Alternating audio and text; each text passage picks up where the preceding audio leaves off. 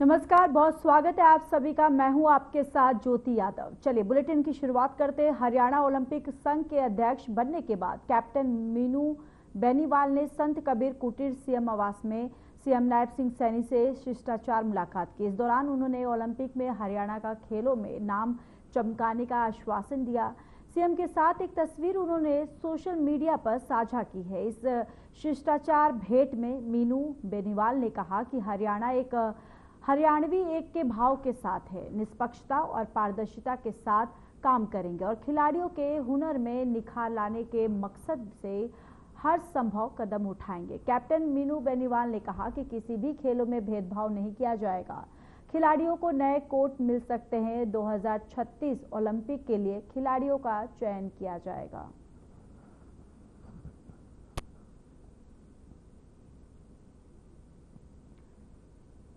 तो आपको बताते चले कि सीएम नायब सिंह सैनी से मुलाकात हुई है यहाँ पर, और ये मुलाकात जो है एक शिष्टाचार मुलाकात हुई है। और इसके साथ ही साथ आपको बताते चले कि उन्होंने पुष्प गुच्छ देकर ये मुलाकात की। और इस मुलाकात में उन्होंने कहा है कि खेलों में हरियाणा का नाम जो है वो रोशन करेंगे। और ओलंपिक संघ अध्यक्ष की दरअसल ये मुलाकात हुई है। उन्होंने कहा है कि 2036 का जो ओलंपिक होगा उसमें भी हम एक बेहतर प्रदर्शन जो है वो करेंगे। हरियाणा विधानसभा के उपाध्यक्ष डॉक्टर कृष्णलाल मीणा ने राजधानी युवा संसद की तरफ से हरियाणा विधानसभा सदन में हरियाणा युवा संवाद 2025 कार्यक्रम के आयोजन के लिए संस्था से जुड़े सभी पदाधिकारियों का आभार व्यक्त किया। उन्होंने इस कार्यक्रम के लिए हरियाणा का चयन किया है। विधानसभा के उपाध्यक्ष डॉक्टर कृष्णलाल मीणा ने 2 दिवसीय हरियाणा युवा संवाद का शुभारंभ करने के बाद अपने संबोधन में कहा कि मेरे लिए सौभाग्य की बात है कि हरियाणा के उपाध्यक्ष होने के नाते देश के कोने कोने से चयनित प्रतिभाशाली युवाओं से मुझे इस महान सदन में संवाद करने का अवसर प्राप्त हुआ है। ये मंच न केवल विचार विमर्श का स्थल है बल्कि भविष्य की नीतियों की प्रयोगशाला है।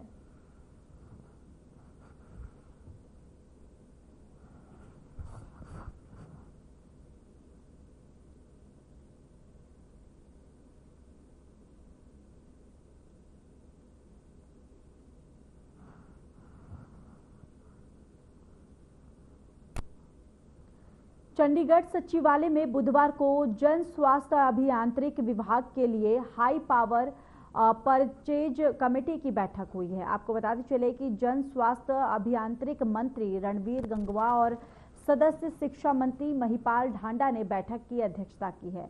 बैठक में विभागीय उच्च अधिकारी प्राप्त क्रिया समिति की बैठक में 3 एजेंडे रखे गए। इस दौरान पॉली एल्यूमिनियम और क्लोराइड एवं स्टेनलेस स्टील स्कीन के 4 करोड़ 41 लाख के 2 एजेंडे स्वीकृत किए गए। जन स्वास्थ्य अभियांत्रिक मंत्री रणवीर गंगवा ने कहा कि सरकार का उद्देश्य यही है कि उच्च क्वालिटी की सुविधा जनता को मिले।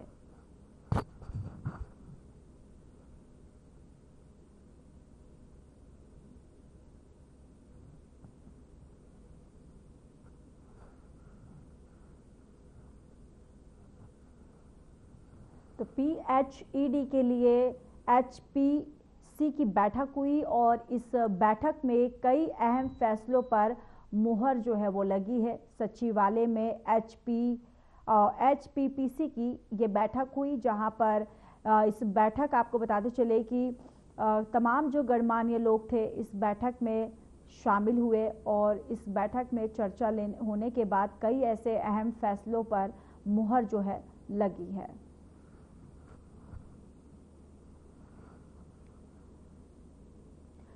हरियाणा सीएमओ में एक नई एंट्री हुई है और आपको बताते चले कि बीजेपी के प्रवक्ता राजीव जेटली को सीएम नायब सिंह सैनी का मीडिया एडवाइजर नियुक्त किया गया है। राजीव जेटली दिल्ली स्थित हरियाणा भवन में सीएम सैनी के मीडिया एडवाइजर के तौर पर नियुक्त किए गए हैं।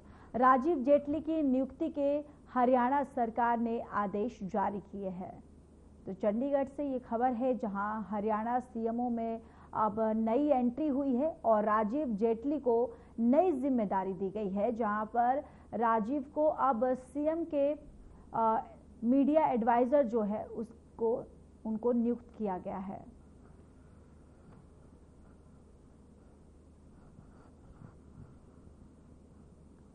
चलिए फरीदाबाद की बात कर लेते हैं। फरीदाबाद के मवई गांव के इलाके में युवती का सिर कटा शव मिलने से सनसनी फैल गई है। राहगीर की सूचना पर पुलिस मौके पर पहुंची और शव को कब्जे में लेकर पोस्टमार्टम के लिए सिविल अस्पताल में भिजवाया, जहां युवती की आयु करीब 25 से 30 साल बताई जा रही है, जो कि एक बोरे में अर्धनग्न अवस्था और गली सड़ी हालत में मिली, जिससे संदेशा लगाया जा रहा है जिससे अंदेशा लगाया जा रहा है कि शव जो है वो 6 से 7 दिन पुराना है। पुलिस के मुताबिक आसपास के इलाकों की पुलिस से संपर्क साधा जा रहा है और जल्द ही मामले का खुलासा हो सकता है।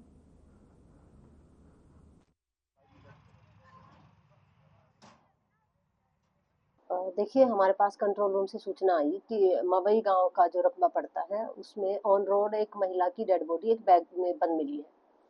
तो मौका विजिट किया गया है और डेड बॉडी को रिकवर किया गया है। इसमें 25 से 30 साल की एक महिला है, जिसको मार करके और बिना सिर की जो लाश है डेड बॉडी की, वो रेड कलर के बैग में बोरे में बंद हमें मिली है और बोरे को बैग में डाला हुआ है।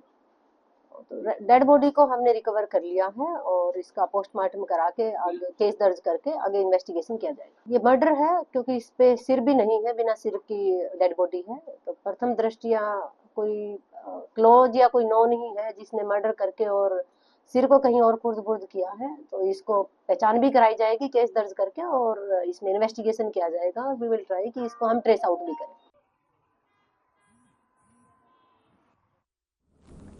महेंद्रगढ़ के सीहोर गांव के पास जवाहरलाल नेहरू कैनाल में एक व्यक्ति के शव के टुकड़े मिलने से सनसनी फैल गई। सूचना मिलते ही पुलिस मौके पर पहुंची और शव को नहर से बाहर निकाला। जांच अधिकारी राकेश ने बताया कि बुधवार सुबह कंट्रोल रूम से सूचना मिली थी, जिसके बाद टीम मौके पर पहुंची। जांच में मृतक की पहचान गांव सीहोर के रहने वाले लीलाराम के रूप में हुई है। 31 मार्च को उनके बेटे ने पिता के लापता होने की रिपोर्ट दर्ज करवाई थी। उसने बताया था कि उसके पिता 29 मार्च से गायब थे और 31 मार्च को उनकी स्कूटी और चप्पल सीहोर नहर के पास मिली थी। जब नहर से शव के टुकड़े निकाले गए तो परिवार ने उनकी पहचान कर ली। परिजनों के अनुसार लीलाराम की नहर में डूबने और पंप मोटर में फंसने की वजह से शरीर के टुकड़े हुए होंगे। फिलहाल पुलिस हर एंगल से जांच में जुटी है।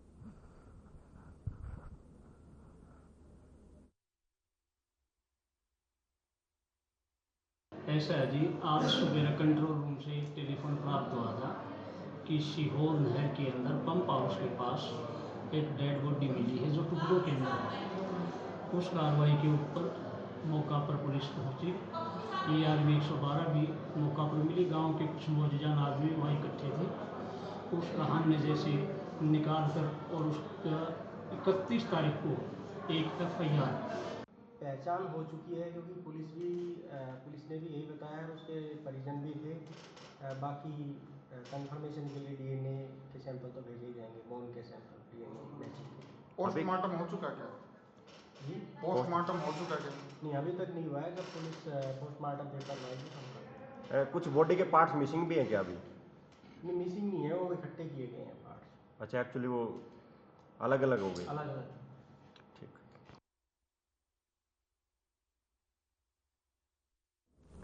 नारनौल में मां ने 3 साल की बच्ची के साथ सुसाइड कर लिया है और उसने पहले बच्ची को रेलवे ट्रैक पर चलती ट्रेन के सामने फेंका, जिससे बच्ची के शरीर के टुकड़े टुकड़े हो गए। इसके बाद वह खुद भी पास के कुएं में जाकर कूद गई। सूचना मिलते ही पुलिस मौके पर पहुंची। पुलिस ने महिला का शव कुएं से बाहर निकाला।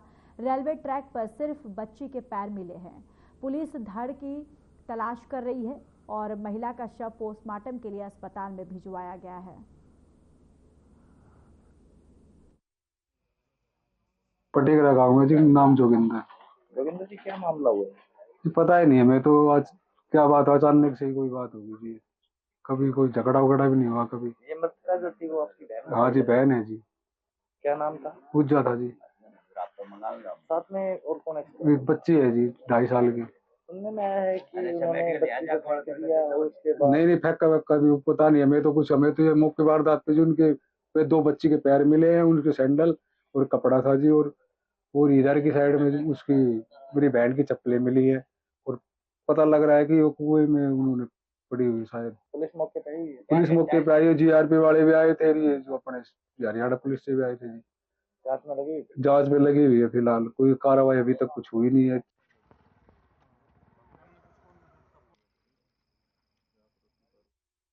चलिए आगे बढ़ेंगे। घनश्याम प्रसाद फरीदाबाद के राष्ट्रीय विद्युत प्रशिक्षण संस्थान यानी कि एनटीपीआई के 60वें स्थापना दिवस पर मुख्य अतिथि के रूप में शामिल हुए, जहां उन्होंने एनटीपीआई के महानिदेशक डॉक्टर तृप्ता ठाकुर के बारे में बोलते हुए कहा कि उनके आने से पूरे देश के ट्रेनिंग संस्थाई को एक नई ऊर्जा मिली और साथ ही उन्होंने कहा कि केंद्रीय मंत्री मनोहर लाल की देन है।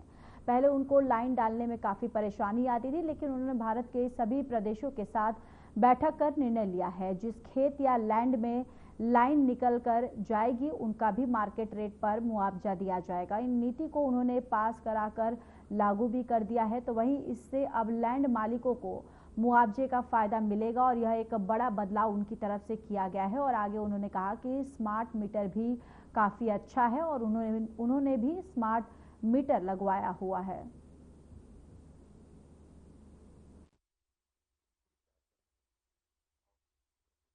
आज एनपीटीआई का फाउंडेशन डे है और एनपीटीआई का 11 ब्रांचेस ऑल ओवर इंडिया में कार्यरत है आज के दिन पे। और एनपीटीआई का जो रोल है, ये पावर ट्रेनिंग इंस्टीट्यूट है।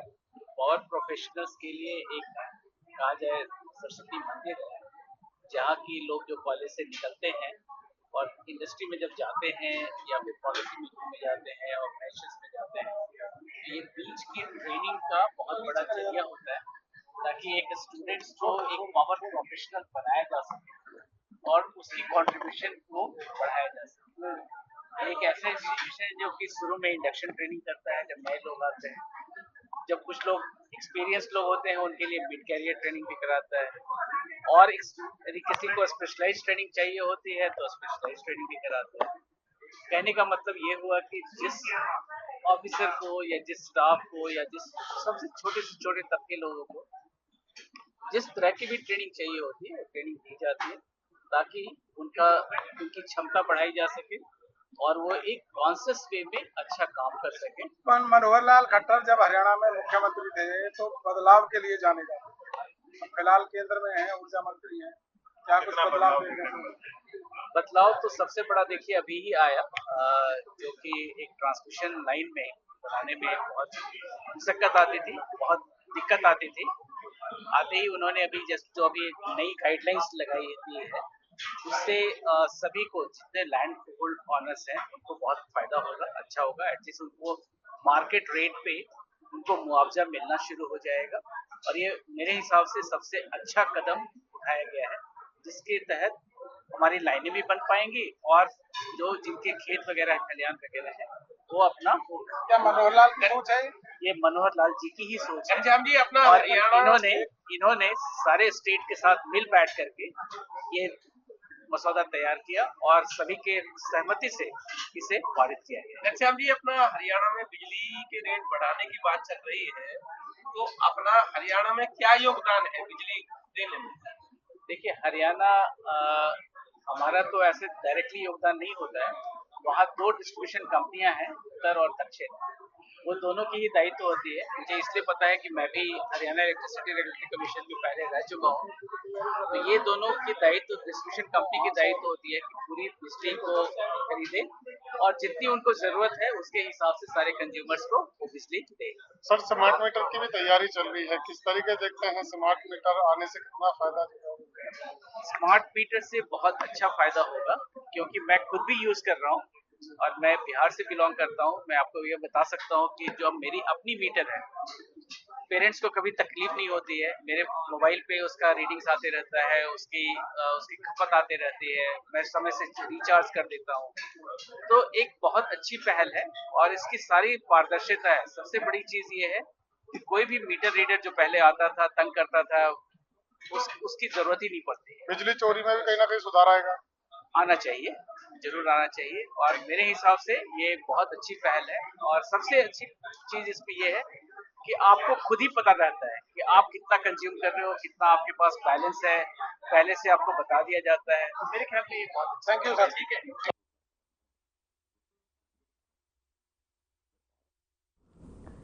फरीदाबाद के डीग गांव में पंचायत समुदाय की 4 दीवारी की जा रही है और समुदाय की 4 दीवारी में इस्तेमाल किए जाने वाली सामग्री घटिया मटेरियल की बताई जा रही है। तो वही सरपंच और ठेकेदार के द्वारा मिलीभगत से पंचायत खंड विकास को पलीता लगाते हुए दिखाई दे रहे हैं। हमारी टीम ने काम करने वाले लेबर से बातचीत की तो उन्होंने बताया कि ये मटेरियल सेकंड नंबर का है और इसको अच्छा भी नहीं कह सकते हैं ना गलत, और जैसे ठेकेदार के आदेश है उसी के हिसाब से हम काम कर रहे हैं।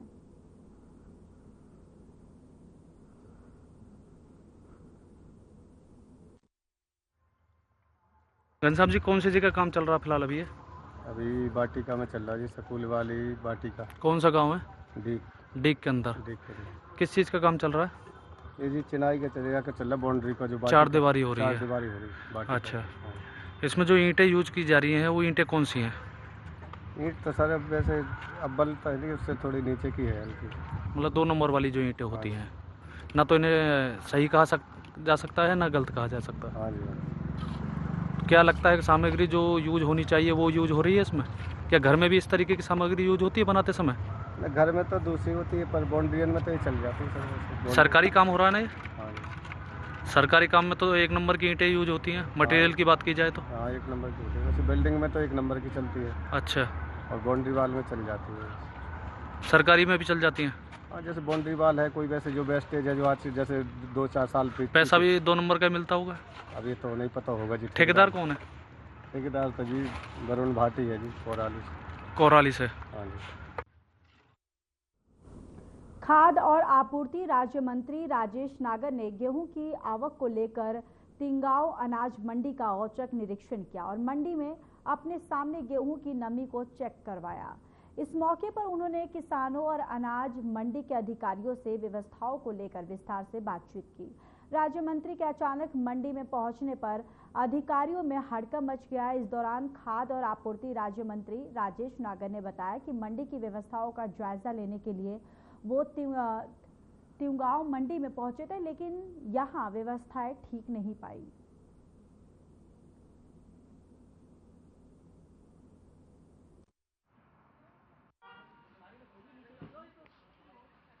देखो, यहाँ देखने आया था कि सारी व्यवस्था और सब ठीक ठाक से चल रहा है, तो यहाँ पर आकर देखा कि कोई भी दिक्कत और कोई शिकायत नहीं है और आढ़तियों से भी और किसानों से भी बातचीत हुई है, सब ठीक चल रहा है। उठान को लेकर क्या कहेंगे? कितनी तो जैसे जैसे आ रहा है वो साथ साथ ले रहे हैं और इसमें कोई दिक्कत ना आए इसलिए ही आज दौरा किया गया है।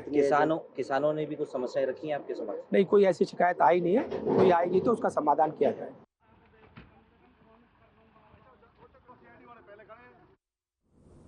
चलिए खबरों में आगे बढ़ते हैं। महेंद्रगढ़ विधानसभा क्षेत्र में हरियाणा में बनने वाली आईआईटी को लेकर पूर्व शिक्षा मंत्री प्रोफेसर रामविलास शर्मा के आवास जयराम सदन में सर्वजातीय महापंचायत का आयोजन किया गया। ये सर्वजातीय महापंचायत सीनियर अधिवक्ता मदन सिंह शेखावत की अध्यक्षता में संपन्न हुई। हरियाणा बीजेपी के पूर्व प्रदेश अध्यक्ष और पूर्व शिक्षा मंत्री प्रोफेसर रामविलास शर्मा ने जानकारी देते हुए कहा कि महेंद्रगढ़ जिले में केंद्रीय विश्वविद्यालय के साथ लगते पाली और खुडाना गांव में 300 एकड़ आईआईटी के लिए जमीन उपलब्ध है और पानी एवं सड़क मार्ग की कनेक्टिविटी भी उपयुक्त है।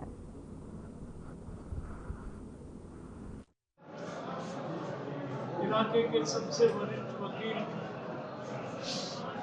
श्रीमान मदन सिंह शेखावत की अध्यक्षता में पूरी महेंद्रगढ़ विधानसभा के 106 पंचायतों की ये बैठक हुई।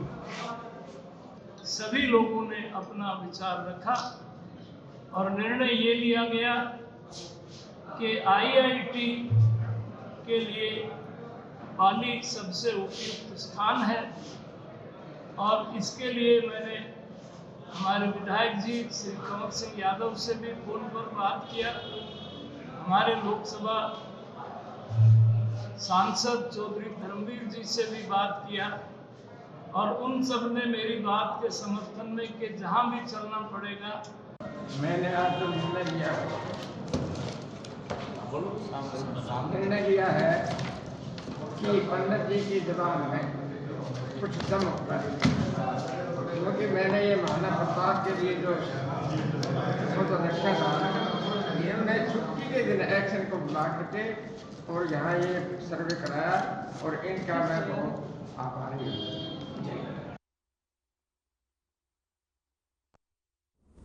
कुरुक्षेत्र में नशे के विरुद्ध बकेट चैलेंज का आयोजन किया गया, जिसमें छात्र छात्राओं और गणमान्य लोगों ने भाग लिया। ये अभियान हरियाणा राज्य नारकोटिक्स कंट्रोल ब्यूरो की तरफ से चलाया जा रहा है। इस कड़ी में जेनेसिस कुरुक्षेत्र में नशे के विरुद्ध 436वां अभियान चलाया गया, जिसमें बकेट चैलेंज के माध्यम से शिक्षकों और विद्यार्थियों को नशे जैसी बुराई से दूर रहने के लिए जागरूक किया गया।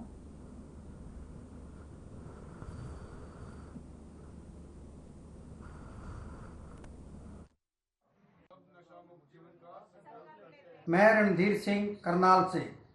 नशा मुक्त जीवन नायाब जीवन। मैं रणधीर सिंह नशा मुक्त जीवन का संकल्प लेता हूं। मैं एनसीबी हरियाणा के बकेट चैलेंज को स्वीकार करता हूं। नशा छोड़ो, जीवन से नाता जोड़ो। मैं लोगों को एनसीबी के द्वारा के माध्यम से एक संदेश देना चाहता हूं कि नशा करना है तो भगवान के नाम का करो, देश सेवा का नशा करो, इंसानियत की सेवा का नशा करो। तुच्छ नशे कर क्या लाभ है, उससे हमारे जीवन में बीमारियाँ आ जाती हैं, पूरे शरीर को बीमारियाँ घेर लेती हैं, आयु हमारी छोटी हो जाती है नशा करने से। मैं डॉक्टर रमा, रक्त केंद्र प्रभारी LNJP सिविल हॉस्पिटल। मैं नशा मुक्त जीवन का संकल्प लेती हूँ और मैं एनसीबी हरियाणा के बकेट चैलेंज को स्वीकार करती हूँ। नशा छोड़ो, जीवन से नाता जोड़ो। नशा जो होता है वो एक हमारे समाज के ऊपर एक अभिशाप है। इसमें किशोर अवस्था के ज़्यादातर बच्चे इसमें इन्वॉल्व हो जाते हैं क्योंकि उन्हें इसके दुष्प्रभावों का पता नहीं होता है। नशा करने से शारीरिक नुकसान तो होते ही हैं, इसके साथ साथ ये एक सामाजिक बुराई भी है और इसमें मानसिक तौर पे भी जो है पूरा परिवार जो है वो टूट जाता है। तो मेरी सभी से अपील है कि नशे से दूर रहें और एक स्वस्थ जीवन अपनाएं और स्वस्थ दिनचर्या शैली जो है वो अपनाएं। मैं Khurjinder Kaur, NO civil hospital Kurukshetra. मैं नशा मुक्त जीवन का संकल्प लेती हूँ। मैं एनसीबी हरियाणा के बकेट चैलेंज को स्वीकार करती हूँ। नशा छोड़ो, जीवन से नाता जोड़ो।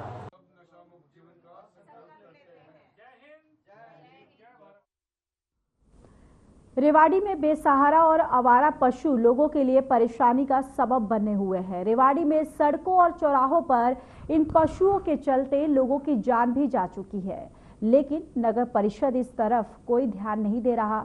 हालात ये हो गए हैं कि लोग नवरात्रि के समय में मंदिरों में जाने से भी डर रहे हैं।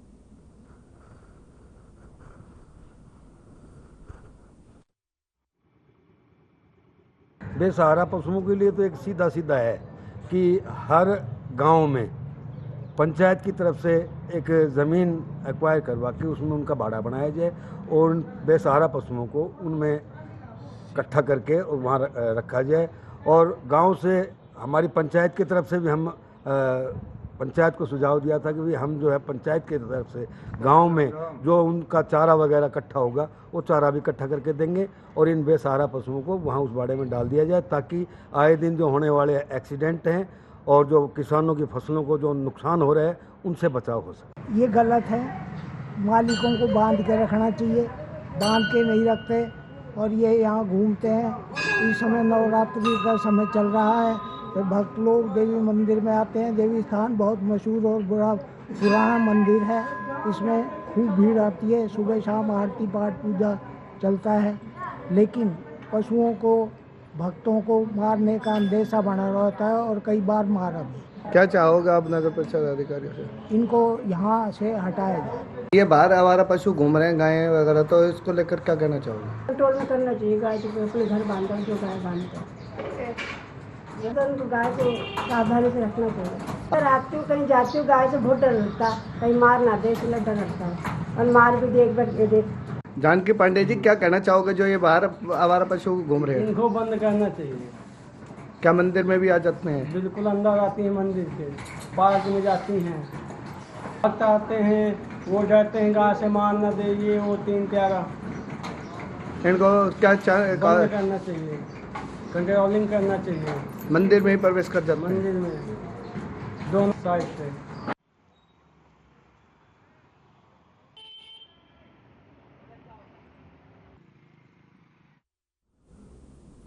चलिए इस बुलेटिन में इतना ही। बाकी देश और दुनिया की तमाम बड़ी खबरों के लिए जुड़े रहिए हमारे साथ। नमस्कार।